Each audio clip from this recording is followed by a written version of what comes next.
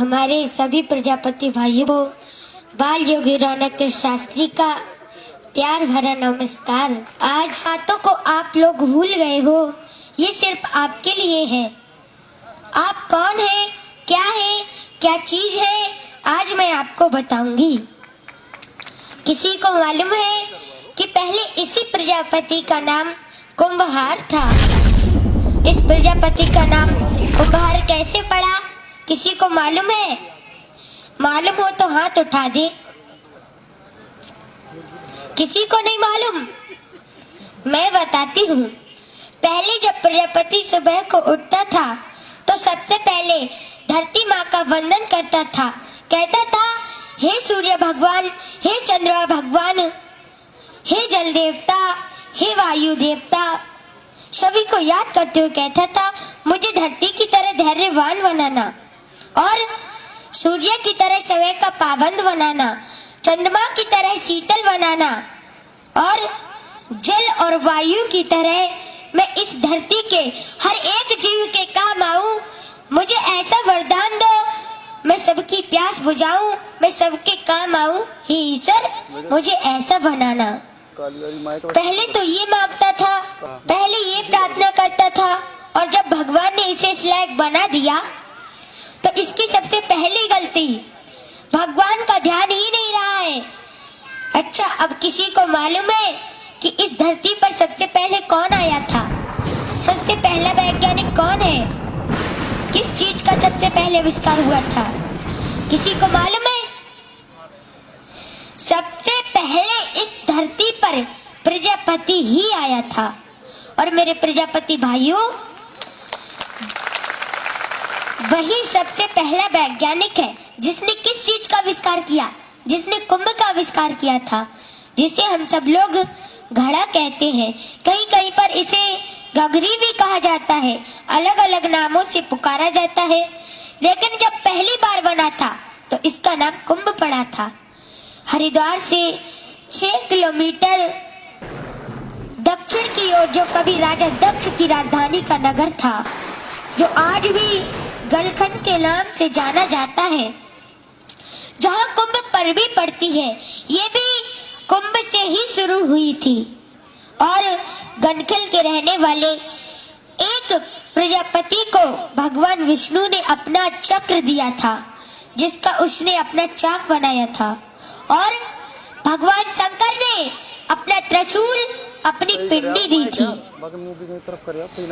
पिंडी पर उस चक्र को रखा था और त्रिशूल से उसे घुमाया था। और मेरे प्रजापति भाइयों, भगवान ब्रह्मा ने अपनी जनेऊ और अपना जल का भरा कमंडल दिया।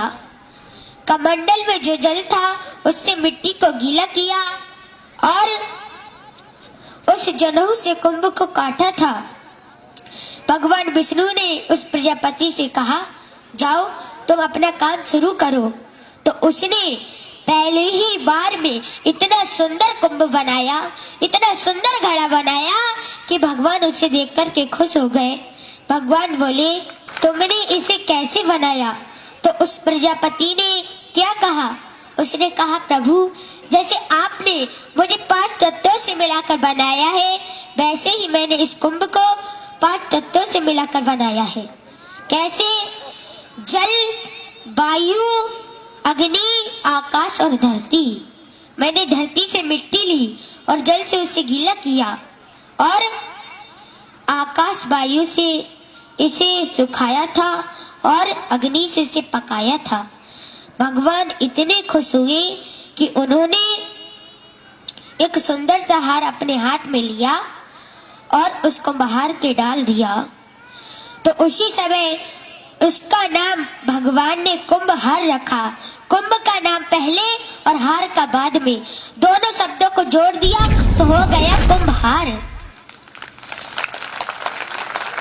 और उसी वक्त भगवान ने उसे ये वरदान दिया कि चाहे कोई भी पूजा हो, हर काम में तुम्हारी कुंभ की हर किसी को आवश्यकता पड़ेगी।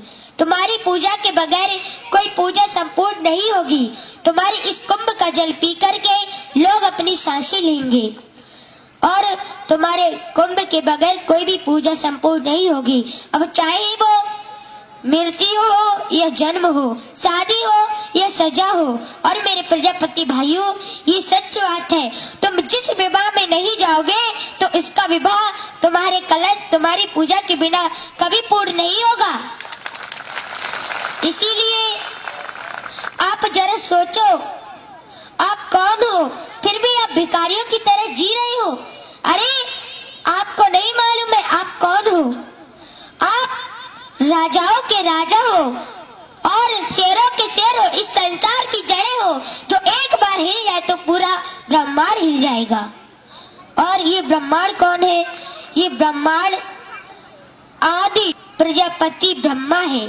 ब्रह्मांड भी प्रजापति ही है और इसके रचयिता दक्ष प्रजापति है, ये भी प्रजापति है। यानी कि ब्रह्मांड भी प्रजापति है और उसका रचयिता भी प्रजापति ही है। और मेरे प्रजापति भाइयों,